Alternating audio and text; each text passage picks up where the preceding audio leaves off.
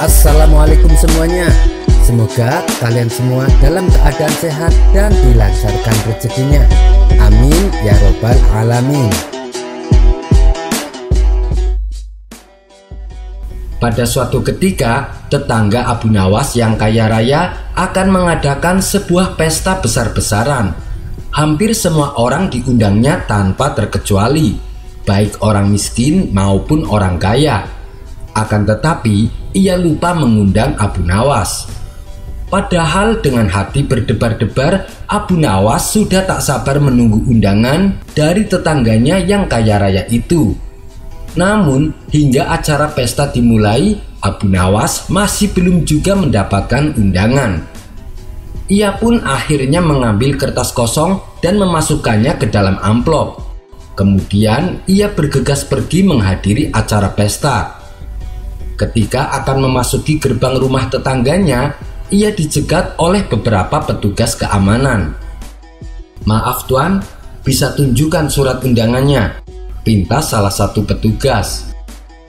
"Aku tidak membawanya," jawab Abu Nawas. "Kalau begitu, tuan tidak diperkenankan masuk," balas petugas keamanan. "Tapi aku membawa surat penting untuk majikanmu, dan ini harus aku yang memberikannya secara langsung," tutur Abu Nawas. Akhirnya beberapa petugas keamanan mengantarkan Abu Nawas ke tempat aula yang besar, di mana para tamu sedang menghadiri pesta. Abu Nawas pun lalu menempati salah satu kursi yang di depannya terdapat banyak hidangan di atas meja. Tanpa menunggu lama, ia langsung makan sekenyang-kenyangnya bersama para tamu yang diundang. "Alhamdulillah, akhirnya aku bisa menikmati hidangan yang lezat ini," kata Abu Nawas merasa puas. Tak berapa lama, sang tuan rumah datang menghampiri Abu Nawas. "Wahai Tuan Abu, kapan datang? Silahkan dimakan hidangan ini," sapa si tuan rumah. "Terima kasih kawan, barusan aku sudah memakannya," jawab Abu Nawas. "Oh iya Abu Nawas, aku dengar kata petugas yang berjaga, kau membawakan surat penting untukku. Boleh aku lihat?" kata si tuan rumah. Abu Nawas pun segera memberikan amplop yang sudah dipersiapkan dari rumah. Namun, ketika amplop dibuka, si tuan rumah merasa heran. "Kau yakin surat ini untukku? Masalahnya tak tertulis namaku di sini," tanyanya memastikan. "Iya, itu memang untukmu," jawab Abu Nawas. "Tapi kenapa tidak ada nama pengirimnya? Dan juga kertasnya tidak ada tulisannya?" tanya si tuan rumah kembali. "Oh, mungkin itu dari seseorang yang lupa kau undang ke pesta. Jadi dia menginginkan supaya amplop tersebut kau tulis namanya, dan kertas yang kosong kau tulis undangan acara pestanya," jawab Abu Nawas. "Siapa sih? Sepertinya warga sekitar sini tidak ada seorang pun yang tidak aku undang," ujar si tuan rumah. "Ya sudah, sini amplop dan suratnya, biar aku kembalikan kepada orangnya. Lagian orangnya juga sudah mau pulang," kata Abu Nawas sambil pamit meninggalkan si tuan rumah. Selepas kepergian Abu Nawas, si tuan rumah baru tersadar bahwa ia lupa menulis namanya dalam undangan pesta. Abu Nawas, ada-ada saja caramu untuk mengingatkanku," gumamnya dalam hati. Kisah selanjutnya. Untuk kesekian kalinya, Baginda Raja ingin kembali menguji kecerdasan Abu Nawas. Ia mengatakan kepada Abu Nawas bahwa dirinya ingin sesuatu yang tak ada di dunia. Tentu saja keinginan Baginda Raja tersebut sempat membuat Abu Nawas bingung. "Sesuatu apakah itu yang Paduka maksud?" tanya Abu Nawas. "Apapun Abu Nawas, yang pasti sesuatu yang tak ada di dunia," jawab Baginda Raja. "Baiklah Paduka, beri saya 3 hari untuk mencarinya," balas Abu Nawas. Kemudian ia pun pamit undur diri dari hadapan Baginda Raja. Dalam kurun waktu 3 hari, Abu Nawas belum juga mendapatkan jawaban atas permasalahan yang dihadapi. Hingga waktu yang ditentukan tiba, Abu Nawas belum juga mendapatkan solusi. Ia pun pasrah bila seandainya harus mendapat hukuman dari Baginda Raja. Ketika ia hendak bersiap-siap pergi ke istana, matanya tertuju pada sebuah peti kecil yang sudah berumur dan sangat lapuk. "Dari mana kau dapatkan peti itu?" tanya Abu Nawas kepada sang istri. "Aku menemukannya di gudang. Sayang kalau tidak dimanfaatkan," balas sang istri. Karena penasaran, Abu Nawas mendekati peti tersebut dan kemudian membukanya. Ternyata isinya kosong. Dari sinilah muncul sebuah ide cemerlang pada diri Abu Nawas. Dengan penuh percaya diri, Abu Nawas segera berangkat ke istana dengan membawa peti yang baru saja ditemukan. Setelah sampai di istana, ia pun langsung menghadap Baginda Raja. "Bagaimana Abu Nawas? Apakah kau sudah mendapatkan yang kuinginkan?" tanya Baginda Raja. "Sudah Paduka, saya menyimpannya di dalam peti ini," jawab Abu Nawas sambil menunjukkan peti yang dibawanya. "Apa isinya Abu Nawas?" tanya Baginda Raja penasaran. "Yang pasti sesuatu yang tidak ada di dunia, sesuai dengan permintaan Paduka," jawab Abu Nawas. "Baik, coba berikan padaku peti itu," pinta Baginda Raja. Kemudian Abu Nawas menyerahkannya, seolah di dalam peti tersebut berisi sesuatu yang sangat berharga. Melihat cara Abu Nawas memperlakukan peti dengan sangat hati-hati semakin membuat Baginda Raja penasaran. Akan tetapi saat Baginda Raja membukanya, ternyata isinya kosong, tidak ada apa-apanya. "Mana isinya Abu Nawas? Aku tidak melihatnya sama sekali," tanya Baginda Raja. Dengan entengnya Abu Nawas menjawab, "Begini Paduka yang mulia, sesuatu yang tak ada di dunia tak mungkin bisa terlihat di dunia." Mendengar hal itu, Baginda Raja pun tertawa dan mengakui kecerdikan Abu Nawas. Kisah selanjutnya.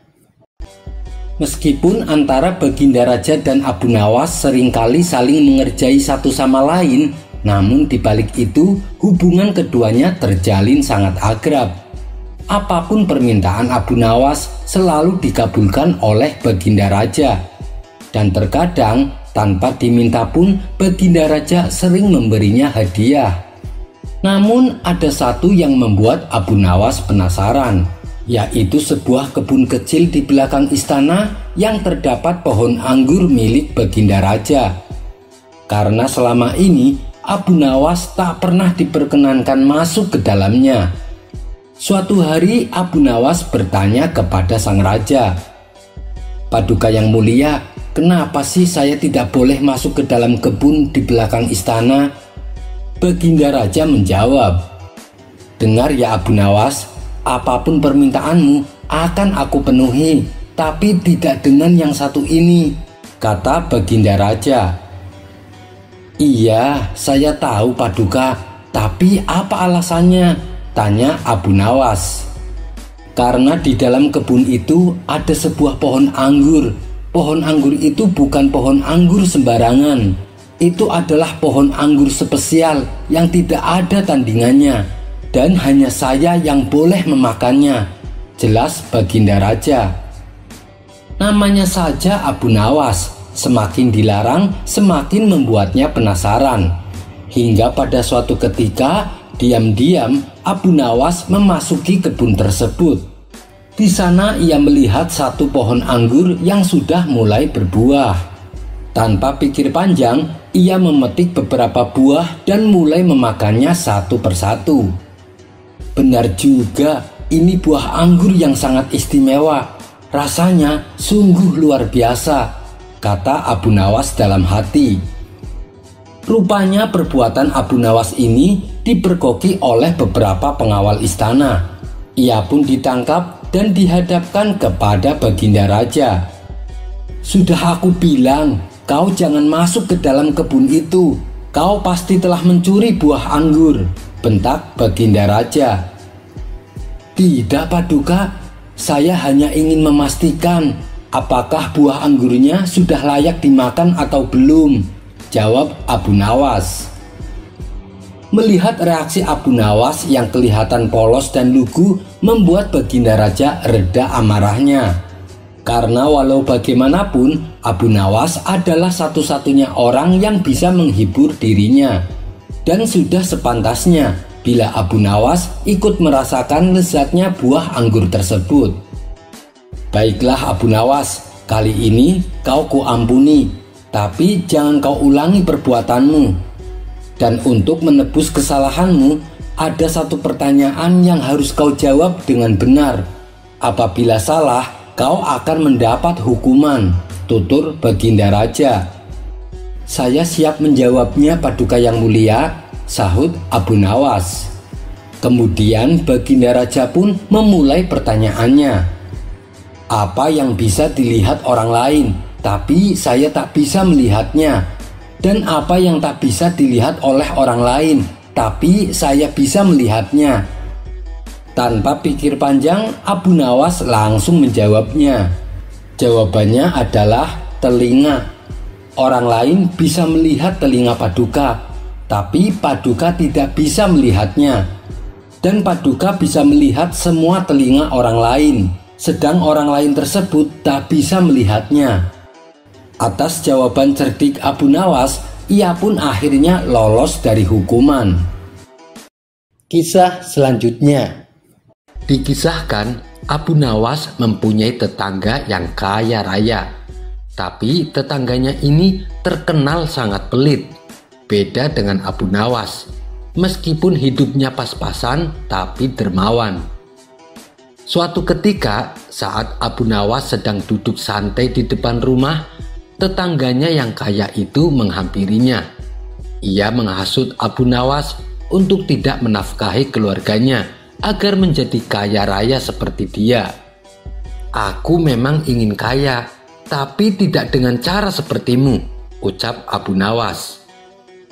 Tapi kan yang penting kaya, Abu Nawas, timpal tetangganya. Apakah kau ingin aku jadi sepertimu, meminjam segala keperluan dari tetangga, sedangkan hartamu sendiri tidak kau manfaatkan, balas Abu Nawas.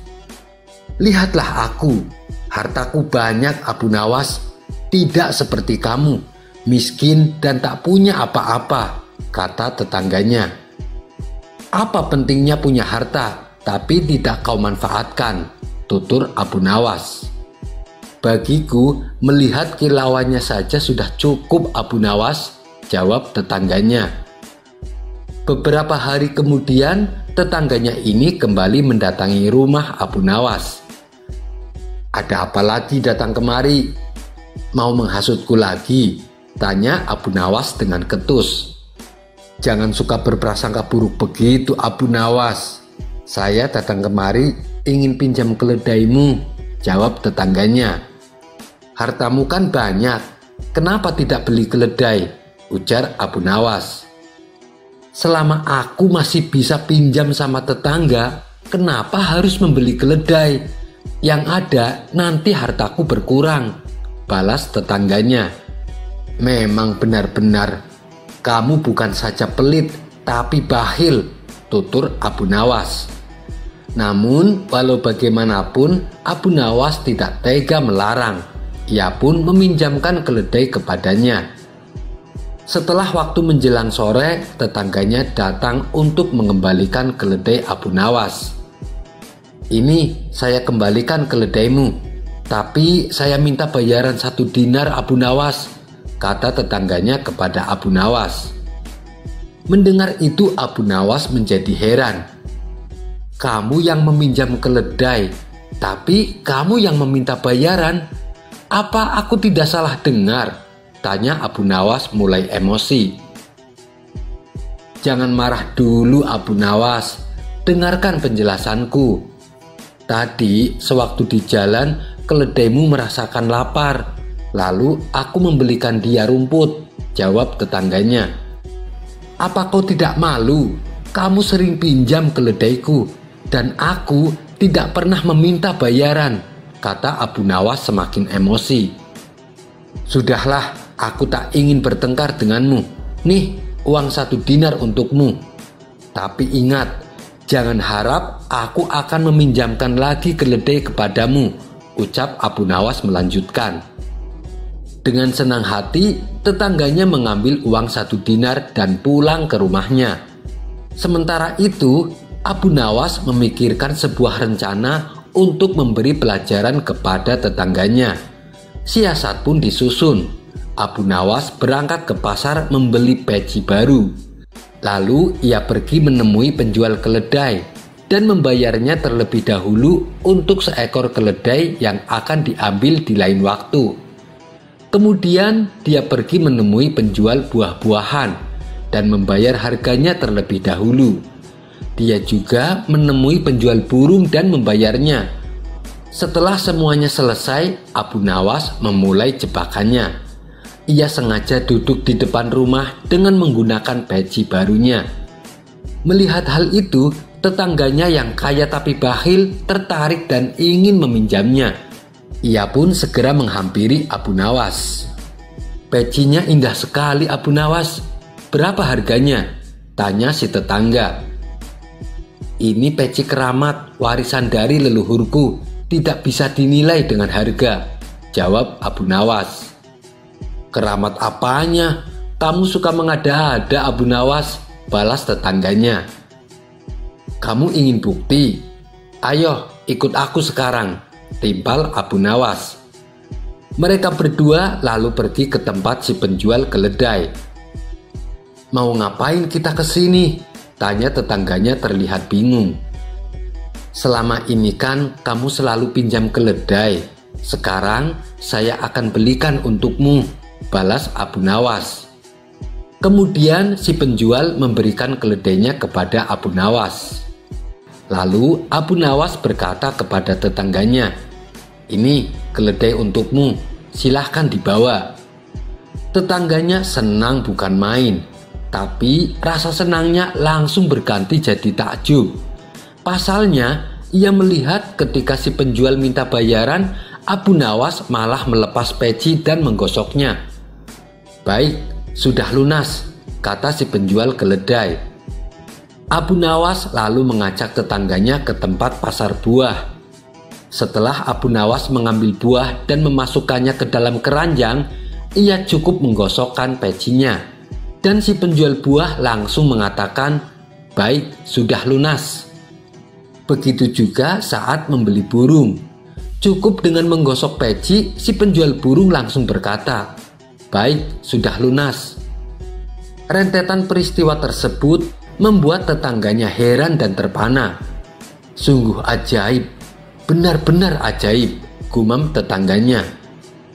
Hei Abu Nawas, jualah pecimu padaku, pinta tetangganya. Tidak mungkin, ini peci warisan, saya tidak berani menjualnya, sahut Abu Nawas. Saya beli dengan harga 2000 dinar Abu Nawas, kata tetangganya. Abu Nawas terperanjat mendengarnya. 2000 dinar, bisa buat beli rumah baru nih, pikir Abu Nawas. Aduh, gimana ya? Sebenarnya saya keberatan, tapi saya juga tidak tega menolak permintaanmu. Mengingat kamu adalah tetangga dan juga sahabat saya, kata Abu Nawas berpura-pura. Sudahlah Abu Nawas, jual saja padaku, desak tetangganya. Baiklah kalau kau memaksa, jawab Abu Nawas. Setelah transaksi selesai, Abu Nawas pulang dengan membawa uang 2000 dinar. Esok harinya, si tetangga mendatangi rumah Abu Nawas dengan penuh emosi. Kamu telah menipuku, Abu Nawas. Menipumu bagaimana? Tanya Abu Nawas. Saat aku praktekkan ketika beli baju, si penjual tetap minta bayaran. Padahal aku sudah menggosok peci tersebut berkali-kali. Mana uangku yang 2000 dinar? Ayo kembalikan, dan ini pecimu. Peci ini tidak bisa bikin gratis saat belanja, ucap tetangganya. Yang bilang bisa bikin gratis siapa? Aku kan hanya mengatakan, ini peci warisan leluhur, ujar Abu Nawas. Dan saya tidak menyuruhmu untuk meniru apa yang saya perbuat, kata Abu Nawas melanjutkan. Kini si tetangga telah mendapatkan balasan atas perbuatan yang dilakukannya kepada Abu Nawas. Kisah selanjutnya. Pada suatu hari, Baginda Raja menyuruh semua menterinya untuk berkumpul di istana. Setelah mereka berkumpul, maka diadakanlah rapat. Mereka terlihat serius membicarakan tentang keamanan negara, termasuk membahas kondisi ekonomi rakyatnya. Berapa jumlah rakyat kita yang masih hidup dalam kemiskinan? Tanya Baginda Raja kepada Menteri Ekonomi. Sang menteri lalu memberikan data daftar masyarakat miskin yang telah dicatatnya. Setelah melihat daftar tersebut, Baginda kemudian memberi perintah. Saya ingin semua masyarakat miskin yang ada dalam daftar ini besok segera diberikan bantuan, titah Baginda Raja. Baik, Paduka Yang Mulia, jawab sang menteri. Lalu, berapa jumlah rakyat kita yang matanya buta? Tanya Baginda Raja kembali.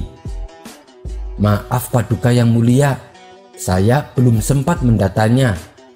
Kalau tidak salah, ada sekitar lebih dari 20 orang.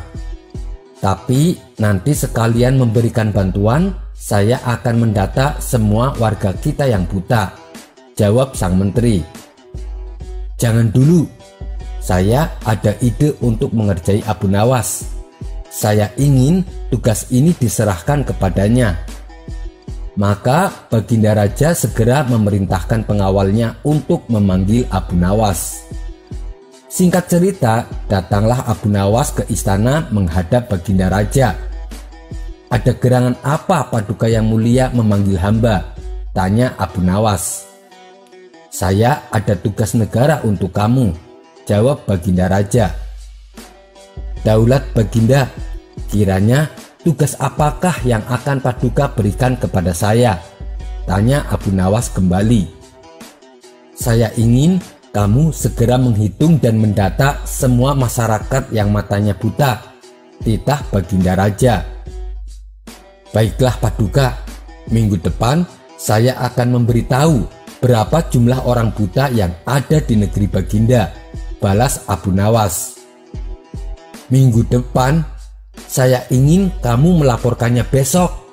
Kalau kamu sampai salah menghitung jumlahnya, maka kamu akan dihukum, ujar Baginda Raja. Abu Nawas langsung mengerutkan dahinya. Tidak mungkin dalam waktu sehari ia bisa mendatanya, mengingat kota Baghdad wilayahnya sangat luas. Rasanya mustahil menyelesaikan tugasnya dalam sehari. Tapi mau tak mau, karena ini sudah menjadi titah Baginda, Abu Nawas terpaksa harus menerima tugas tersebut. Baiklah Paduka Yang Mulia, besok pagi saya akan melaporkan dan memberitahu jumlahnya. Maka pulanglah Abu Nawas. Sesampainya di rumah, Abu Nawas terus memutar otaknya agar terlepas dari perangkap Baginda Raja. Malam pun tiba. Namun Abu Nawas masih belum juga menemukan jawabannya. Ia sampai tak bisa tidur hingga azan subuh berkumandang. Lebih baik aku sholat dulu. Mengenai tugas Baginda, gampang dipikirkan nanti, ujar Abu Nawas dalam hati. Ia pun lalu berangkat ke masjid untuk menunaikan sholat subuh. Sepulangnya dari masjid, di tengah jalan Abu Nawas melihat pelepah kurma yang besar. Muncullah ide cemerlang pada diri Abu Nawas. Ia segera menarik pelepah kurma tersebut. Pelepah kurma yang besar itu lalu dibawanya ke istana. Ia berjalan melewati kerumunan orang yang berlalu lalang di kota Baghdad. Maka hebohlah segenap warga Baghdad. Banyak yang heran dengan tingkah laku Abu Nawas ini. "Hei Abu Nawas, apa yang kau bawa itu?" tanya salah satu warga keheranan. "Apa kamu buta? Ini pelepah kurma," jawab Abu Nawas. "Iya, aku tahu. Maksud saya, untuk apa kau membawanya?" tanya warga itu kembali. Namun Abu Nawas tak menghiraukannya. Ia terus melanjutkan perjalanannya. Di setiap tempat yang ia lalui, Abu Nawas kerap kali mendapatkan pertanyaan yang sama. "Hei Abu Nawas, apa yang kau bawa itu?" Abu Nawas hanya diam saja. Ia terus melanjutkan perjalanannya. Hingga akhirnya tibalah Abu Nawas di depan istana. Prajurit penjaga istana juga heran dengan tingkah laku Abu Nawas ini. "Hei Abu Nawas, apa yang kau bawa?" tanya prajurit tersebut. "Apa kamu buta? Saya bawa pelepah kurma." "Katakan pada Baginda Raja." Abu Nawas mau menghadap. Maka diizinkanlah Abu Nawas masuk ke istana menghadap Baginda Raja. Melihat tingkah Abu Nawas yang aneh ini, Baginda Raja juga bertanya dengan pertanyaan yang sama. "Hei Abu Nawas, apa yang kau bawa itu?" Mendengar pertanyaan Baginda Raja, Abu Nawas tidak menjawabnya. Ia malah mengalihkan pembicaraan. "Paduka yang mulia, saya sudah tahu jumlah orang buta yang ada di negeri Baginda," ucap Abu Nawas. "Berapa jumlahnya?" tanya Baginda Raja. "Jumlahnya ada 57, termasuk Baginda," jawab Abu Nawas. "Termasuk saya? Kenapa kamu mengatakan saya buta, wahai Abu Nawas?" tanya Baginda Raja heran. "Tadi waktu saya kemari, banyak warga yang bertanya, 'Hei Abu Nawas, apa yang kau bawa?' Warga yang bertanya saya hitung jumlahnya ada 55. Lalu prajurit di depan istana juga bertanya hal yang sama. Jumlahnya bertambah menjadi 56. Dan tadi Baginda juga bertanya apa yang saya bawa. Berarti jumlahnya ada 57. Mereka semua itulah adalah orang-orang buta," kata Abu Nawas menjelaskan. "Loh, memangnya kenapa? Ada yang salah dengan pertanyaan saya?" tanya Baginda Raja bertambah heran. Abu Nawas menjawab, "Sama sekali tidak salah Baginda. Tapi apakah Baginda tidak melihat apa yang saya bawa? Ini kan pelepah kurma. Kenapa Baginda masih saja bertanya? Berarti Baginda matanya buta," tutur Abu Nawas. Baginda Raja hanya bisa geleng-geleng kepala mendengar penuturan Abu Nawas. Ia mengakui kecerdikannya. Untuk kesekian kalinya Baginda Raja harus menerima kekalahan. Ia pun lantas memberikan hadiah kepada Abu Nawas. Sekian dulu perjumpaan kita kali ini. Sampai bertemu lagi di kisah selanjutnya. Terima kasih yang sudah subscribe dan setia menonton channel ini. Wassalamualaikum warahmatullahi wabarakatuh.